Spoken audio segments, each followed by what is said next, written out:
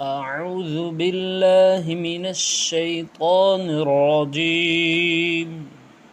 بسم الله الرحمن الرحيم. قل هل يستوي الذين يعلمون والذين لا يعلمون.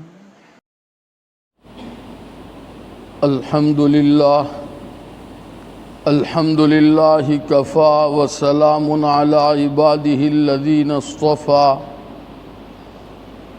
أما بعد، أعوذ بالله من الشيطان الرجيم. بسم الله الرحمن الرحيم. الرحمن الرحيم.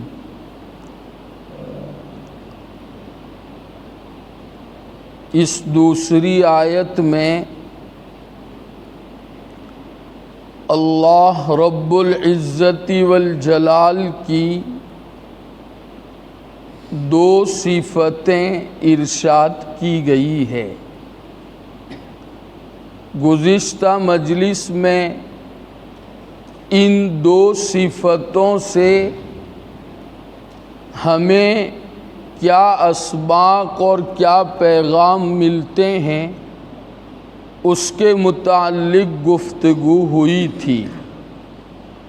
چنانچہ بتایا گیا تھا کہ سب سے پہلے تو اللہ تعالیٰ کی یہ دو صفات بعض مشرکین کے اس عقیدے کی تردید ہے جو سمجھا کرتے تھے کہ اللہ رب العزت ایسا قہار اور زبردست بادشاہ ہے کہ جب وہ کسی سے انتقام لینے پر آتا ہے تو ان پر اپنا سخت عذاب نازل کرتا ہے اور ان کو اکھاڑ پھینکتا ہے۔ گویا اللہ رب العزت کے باب میں ان کا یہ عقیدہ تھا کہ اللہ رب العزت بڑے قہار ہیں اور بڑے غضب والے ہیں، سخت گرفت اور پکڑ کرنے والے ہیں۔ اللہ رب العزت نے ان دونوں صفات ذکر فرما کر ان کی تردید فرمائی کہ اللہ رب العزت تو رحمان و رحیم ہیں، سب پر رحم کرنے والے بڑے مہربان ہیں۔ چنانچہ روایت میں بھی آتا ہے، خود اللہ رب العزت نے فرمایا ہے سبقت رحمتی غضبی، میری رحمت میرے غصے اور میرے انتقام کے اوپر غالب ہیں۔ تو سب سے پہلا سبق تو یہ مل رہا تھا۔ نمبر دو یہ تھا کہ جب اللہ رب العزت رحمان و رحیم ہیں تو اس کی رحمت سے ہم بندوں کو فائدہ اٹھانا چاہیے۔ اگر ہم سے نافرمانی ہوئی ہو، گناہوں کا صدور ہو گیا ہو تو مایوس نہیں ہونا چاہیے، بلکہ سچے دل سے سچی پکی توبہ کرنی چاہیے۔ اللہ رب العزت رحیم و کریم ہیں اور بڑے معاف کرنے والے ہیں۔ یہ دوسرا سبق اور پیغام تھا۔ تیسرا پیغام یہ تھا کہ جب اللہ رب العزت رحمان و رحیم ہیں تو بندوں کو چاہیے کہ وہ بھی صفت رحمت سے اپنے آپ کو آراستہ کرے۔ اللہ رب العزت کی جو مخلوق ہیں ان کے ساتھ شفقت سے، مہربانی سے پیش آئے اور رحم و کرم کا معاملہ کرنے والے بنے۔ اللہ کی جو صفات ہیں ان صفات سے ہمیں بھی آراستہ ہونے کی کوشش کرنی چاہیے۔ چنانچہ ہمارے آقا محمد الرسول اللہ صلی اللہ تعالی علیہ وسلم میں بھی یہ رحمت والی صفت غالب تھی، بلکہ قرآن مجید تو کہتا ہے وَمَا أَرْسَلْنَاكَ إِلَّا رَحْمَةً لِّلْعَالَمِينَ، ہم نے آپ کو سارے جہانوں کے لیے رحمت بنا کر بھیجا ہے۔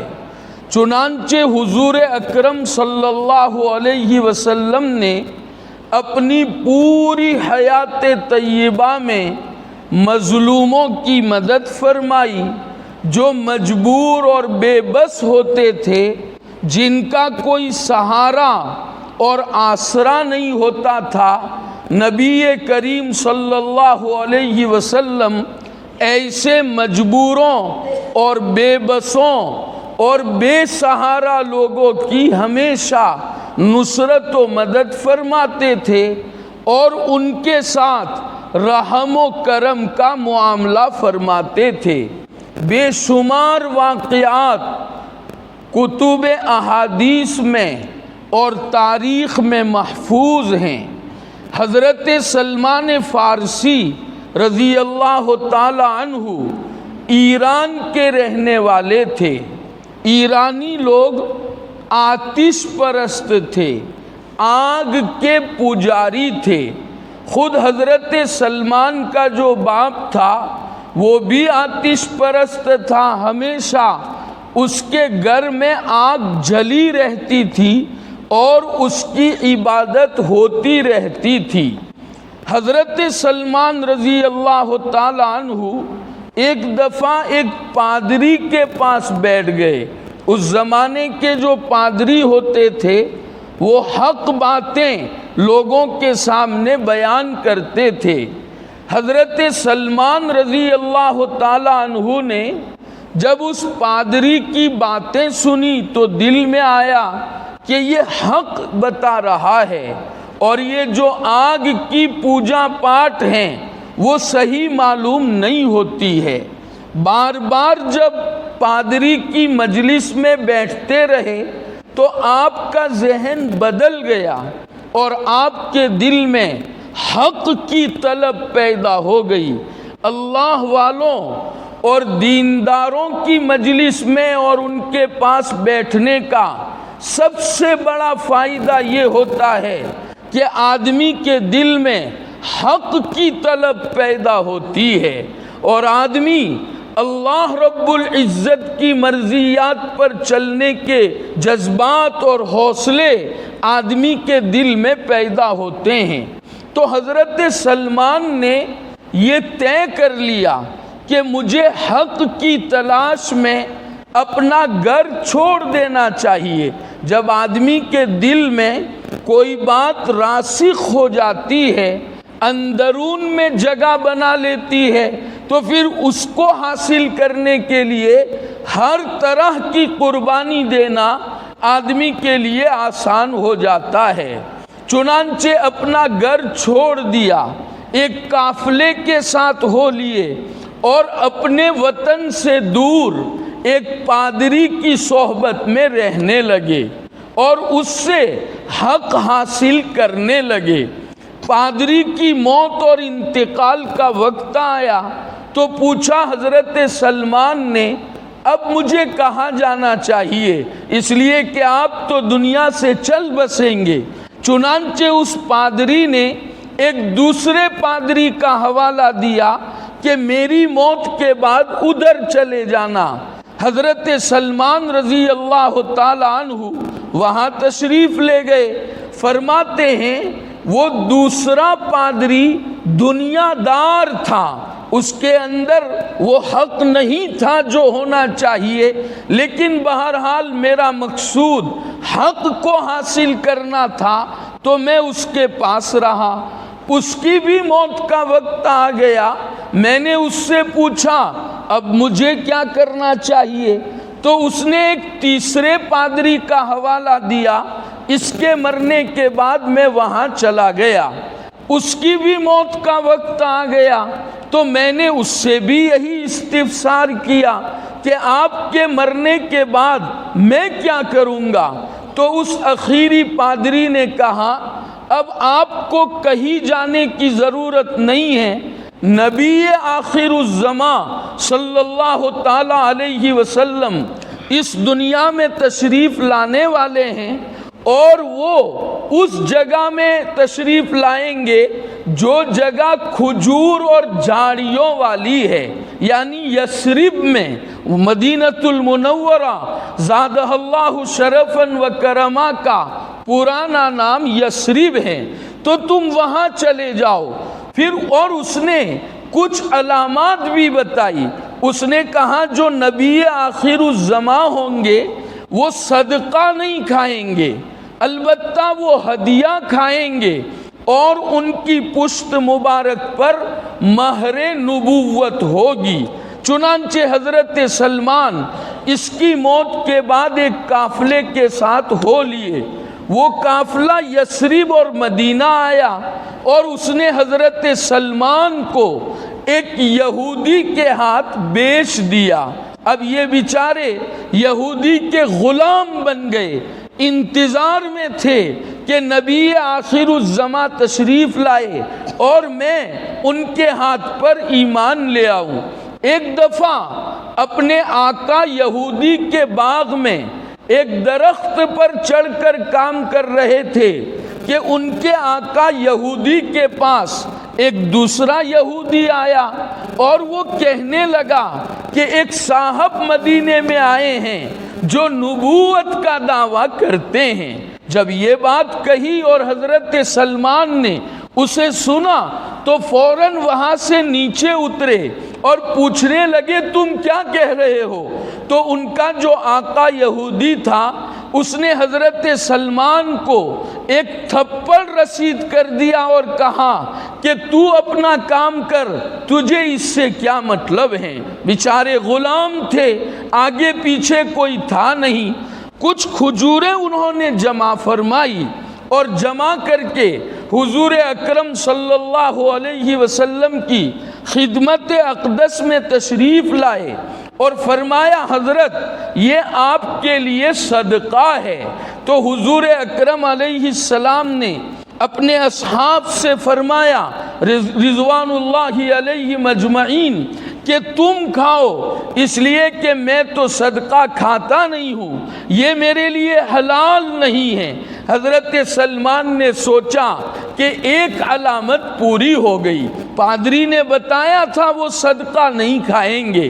پھر تشریف لے گئے اور کچھ دنوں کے بعد پھر تھوڑی کھجوریں جمع کر کے تشریف لائے اور فرمایا حضرت یہ آپ کو ہدیہ ہے۔ تو ہمارے آقا صلی اللہ تعالی علیہ وسلم نے اس کو تناول فرمایا اور اپنے صحابہ سے بھی فرمایا کہ آپ بھی کھائیے اور تناول کیجئے۔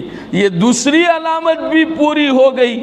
پھر تیسری علامت دیکھنے کے لیے حضرت سلمان رضی اللہ تعالی عنہ حضور اکرم صلی اللہ علیہ وسلم کی پشت کو دیکھنے جا رہے ہیں، پیچھے ہیں، گھوم رہے ہیں۔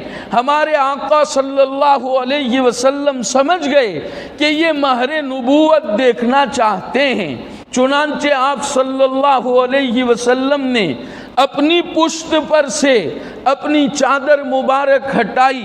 حضرت سلمان نے مہر نبوت دیکھ کر اس کو بوسہ دیا، حضور اکرم صلی اللہ علیہ وسلم سے چمٹ گئے اور آپ کے ہاتھ پر ایمان لے آئے۔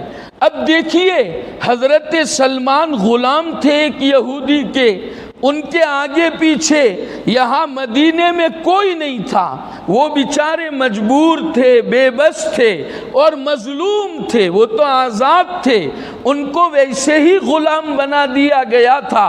انہوں نے حضور اکرم علیہ السلام سے فرمایا حضرت میں تو ایک یہودی کی غلامی کر رہا ہوں، میرے آزاد ہونے کی اگر کوئی شکل ہو جائے تو میں آزاد ہو کر مسلسل آپ کی خدمت میں اپنا وقت گزاروں۔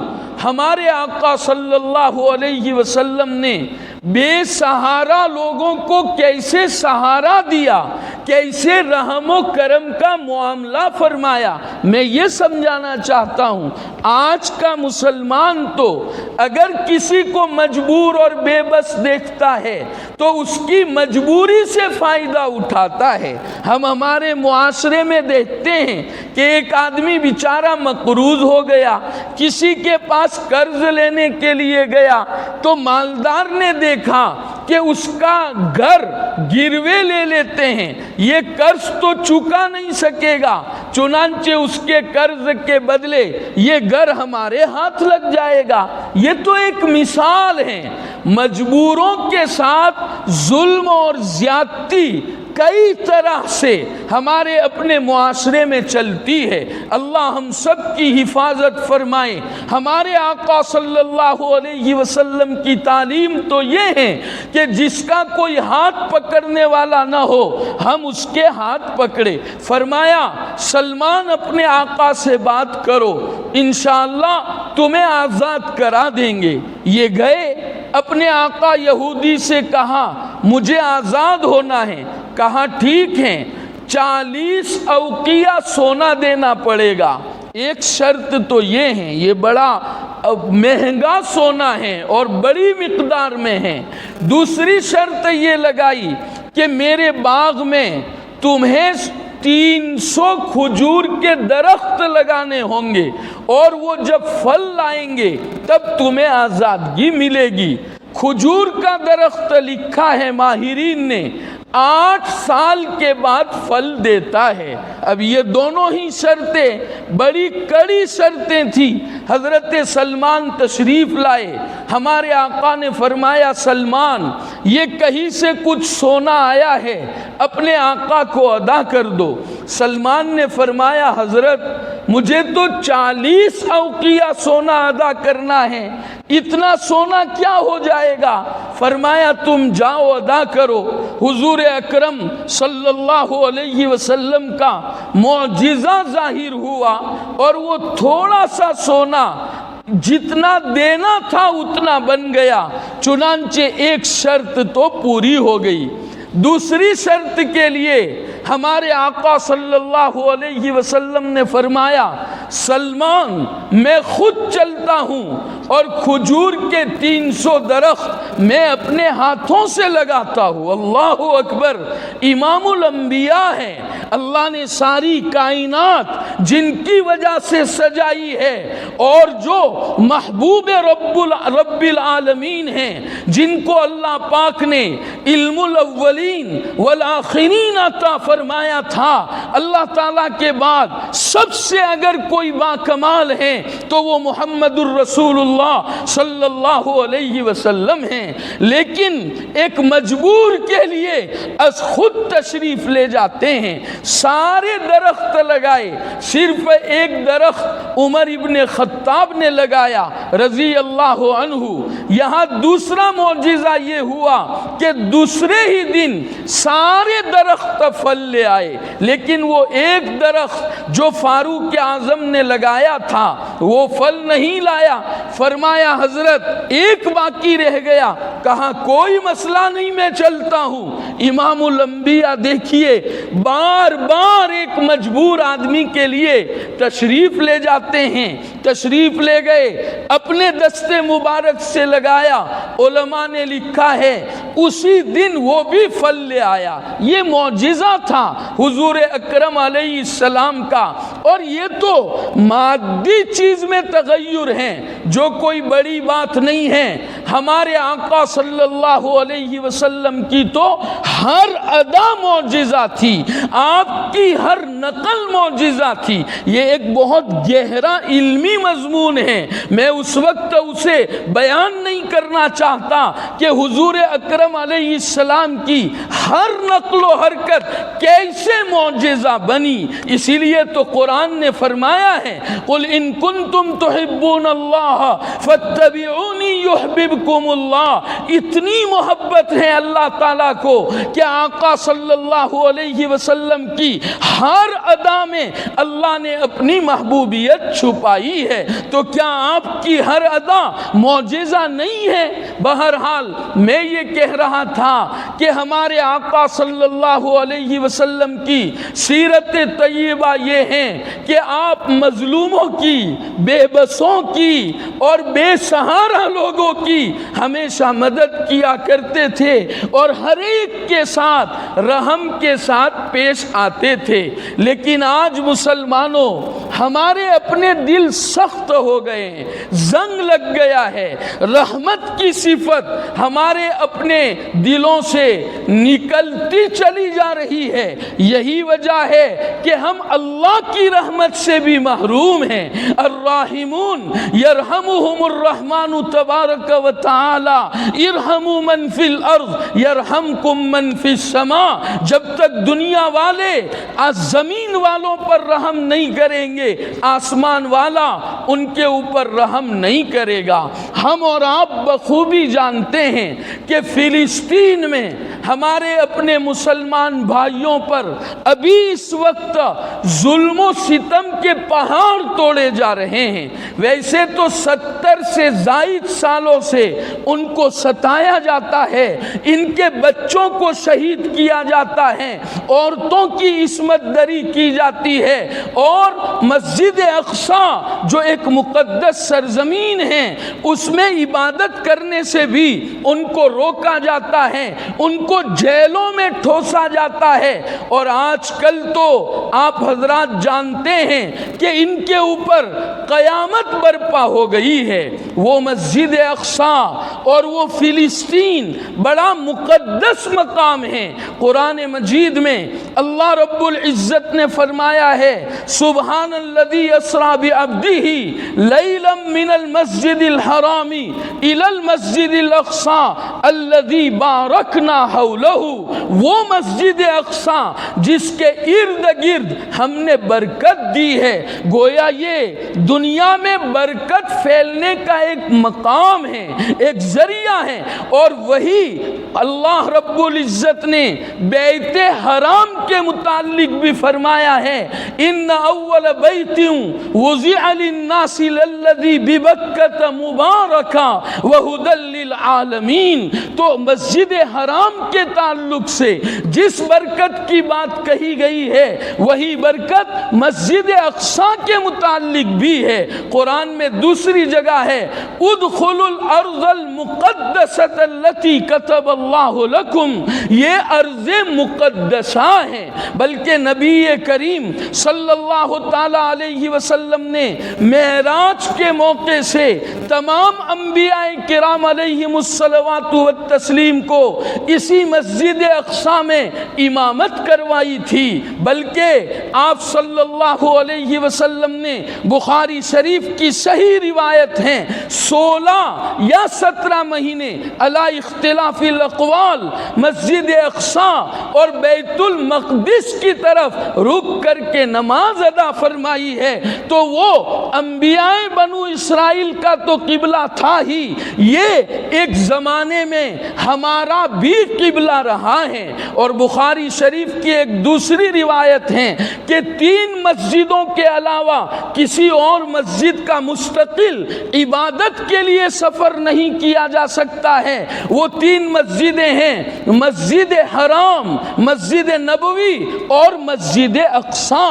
حضور اکرم صلی اللہ علیہ وسلم نے فرمایا ہے مسجد اقصیٰ میں نماز پڑھنے کا ثواب 1000 نمازوں کے برابر ہیں۔ کوئی ایک نماز وہاں پڑھے تو 1000 نمازوں کا ثواب اسے ملتا ہے۔ وہ سرزمین انبیاء ہے، کئی انبیاء کرام علیہم الصلوات والتسلیم کا تعلق اس سرزمین سے رہا ہے۔ حضرت ابراہیم علیہ السلام کا تعلق بھی جو ہمارے جد امجد ہیں ملت ابیکم ابراہیم هو سماکم المسلمین۔ اللہ رب العزت نے ہمیں ملت ابراہیمی پر پیدا فرمایا ہے، تو ان کا بھی وہاں سے تعلق رہا ہے۔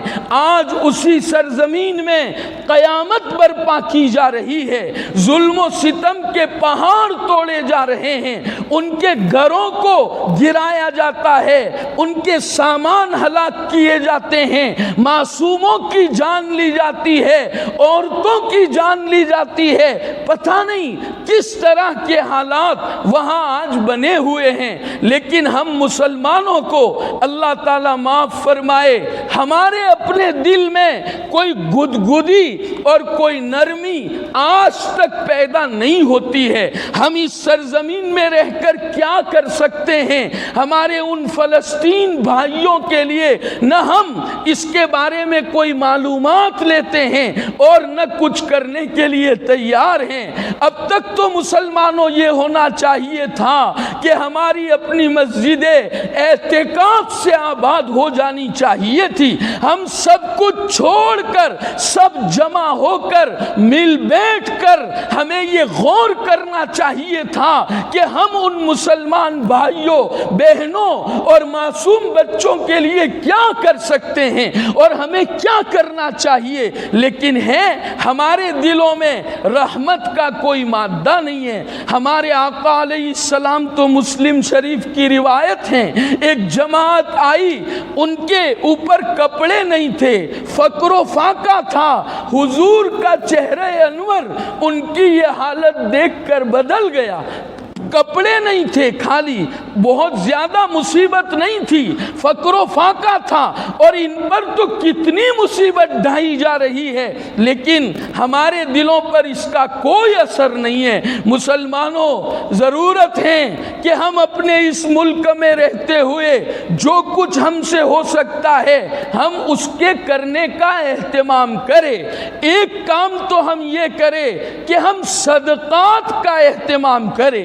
روایت میں آتا ہے الصدقۃ تطفئ غضب الرب، صدقہ رب تبارک و تعالیٰ کے غضب کو اور اس کے غصے کو بجھاتا ہے، ٹھنڈا کرتا ہے۔ لہذا جتنا ہم سے بن پڑے ہم صدقات کا اہتمام کریں۔ پہلا کام تو ہمیں یہ کرنا ہے۔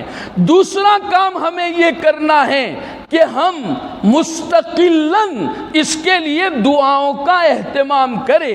اپنے گھروں میں مسلمانوں یہ چرچے کریں، اپنی نسلوں کے ایمان بنانے کا یہ اہم ترین موقع ہے۔ اللہ کی محبت ان کے دل میں بٹھانے کا اور اسلام کی اشاعت کے لیے قربانیاں دینے کا، مظلوم کی حمایت کرنے کے جذبات اپنے بچوں کے دلوں میں بٹھانے کا یہ وقت ہے کہ بیٹا آج مسلمانوں پر یہ بیت رہی ہے، عورتوں سے کہیے لہذا 10 رکعت نفل پڑھو اور اپنے سجدے میں گر کر اپنے اللہ کو منا لو کہ اے اللہ کسی طرح ہمارے ان مظلوم بھائیوں کی مدد فرما، حق کو غالب کرنے کے فیصلے فرما۔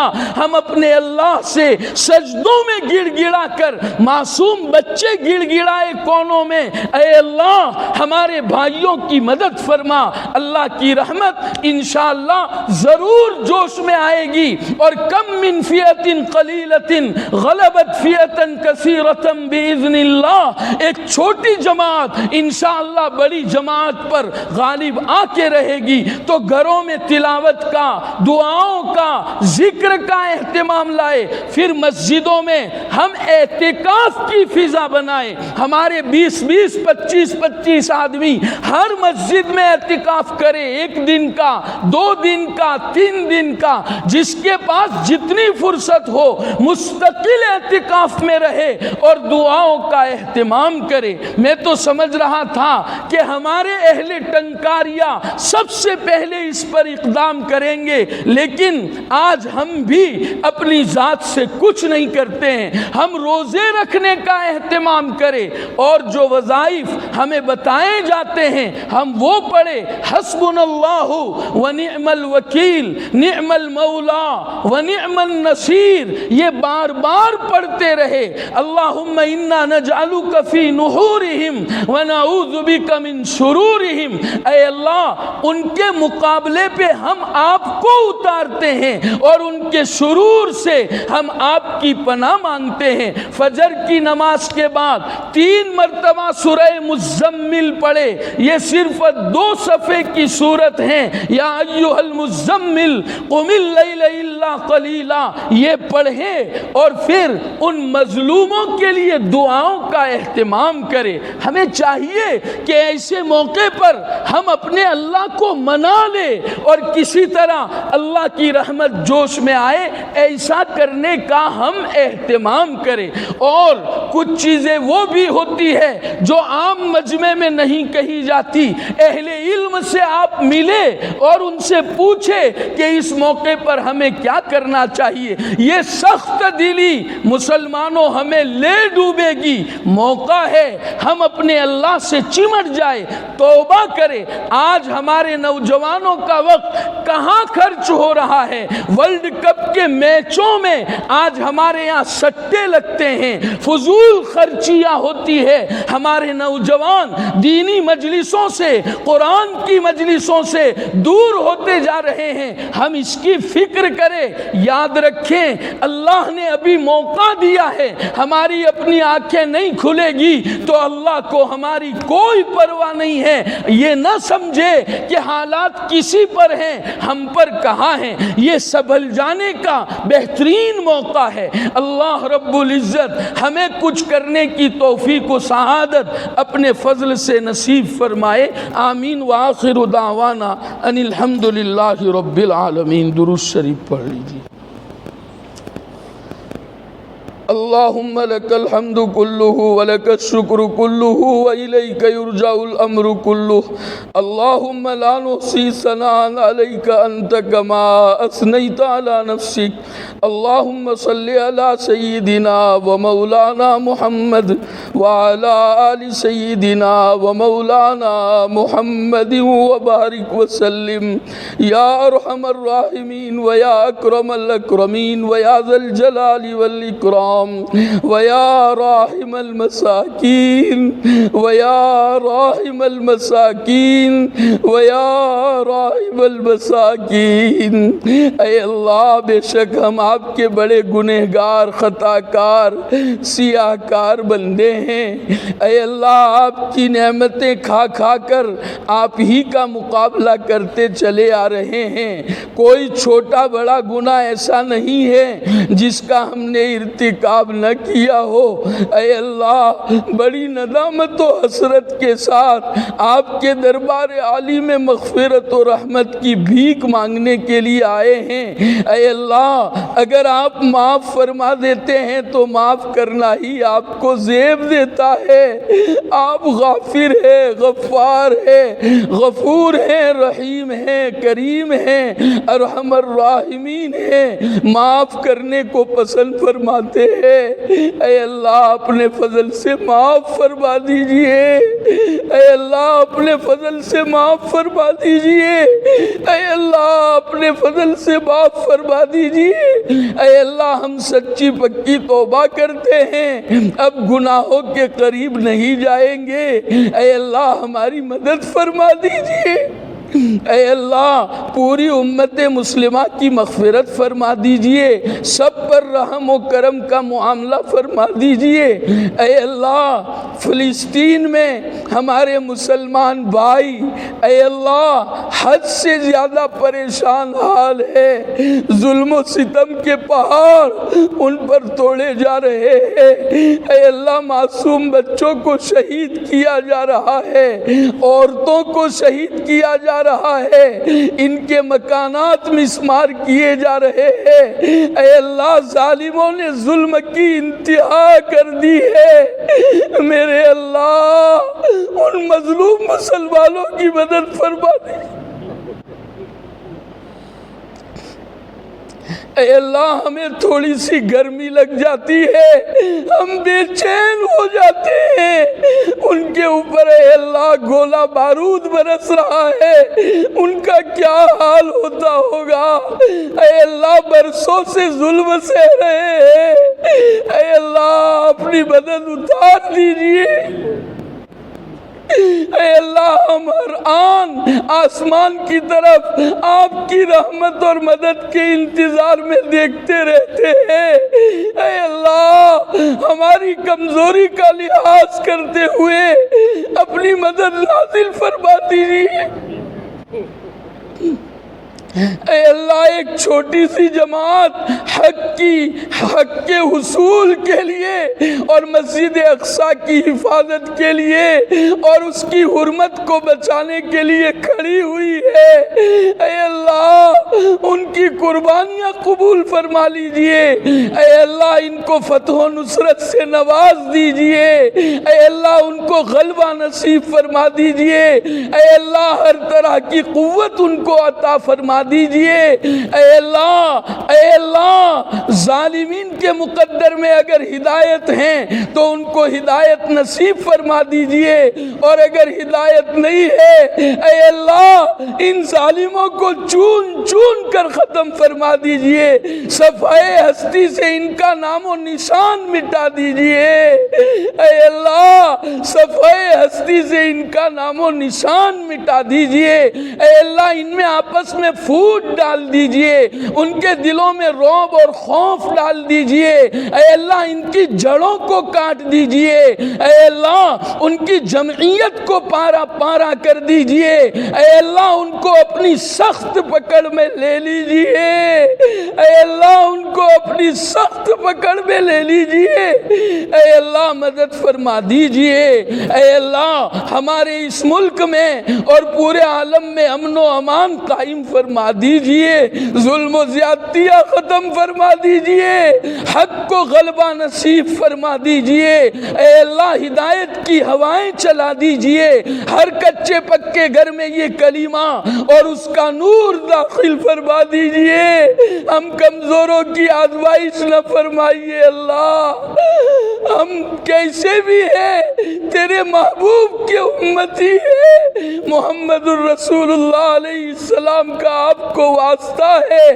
اے اللہ رحمت فرما دیجئے، نصرت فرما دیجئے، مدد فرما دیجئے، اے اللہ ہماری اس بستی پر خصوصی رحمتیں اور برکتیں نازل فرما دیجئے، غفلت سے ہماری حفاظت فرما دیجئے، اس بستی کو بدعات، رسومات، خرافات اور گناہوں سے پاک کر دیجئے، سنتوں کے نور سے اے اللہ اس کو منور فرما دیجئے، اے اللہ آئندہ ہماری اس بستی میں اجتماع ہونے والا ہے، اے اللہ اس میں ہر خیر مقدر فرما دیجئے، اس اجتماع کو ہماری بستی اور پورے علاقے کے لیے باعث خیر و برکت بنا دیجئے، پورے عالم کے لیے ہدایت کا ذریعہ بنا دیجئے، اے اللہ اس کے لیے جن اسباب تیاریوں کی ضرورت ہیں انہیں اپنے فضل سے آسان فرما دیجئے، رکاوٹوں سے حفاظت فرما دیجئے، آئندہ کل اسی اجتماع کے سلسلے میں جو مشورہ ہے اے اللہ اس میں بھی خیر مقدر فرما دیجئے، اس مشورے کو کامیاب فرما دیجئے، حضور اکرم صلی اللہ علیہ وسلم نے جتنی بھلائیاں مانگی ہے ہمیں اور پوری امت کو نصیب فرما دیجئے، جن شرور و فتن سے پناہ چاہیے ہماری اور پوری امت کی پوری حفاظت فرما دیجئے، اے اللہ ہم آپ سے مانگ کر کبھی محروم نہیں ہوئے ہیں، اس مرتبہ بھی اور آئندہ بھی کبھی محروم نہ فرمائیے، وصلی اللہ علی النبی الکریم برحمتک یا ارحم الراحمین آمین، بحرمت سید المرسلین صلی اللہ علیہ وسلم۔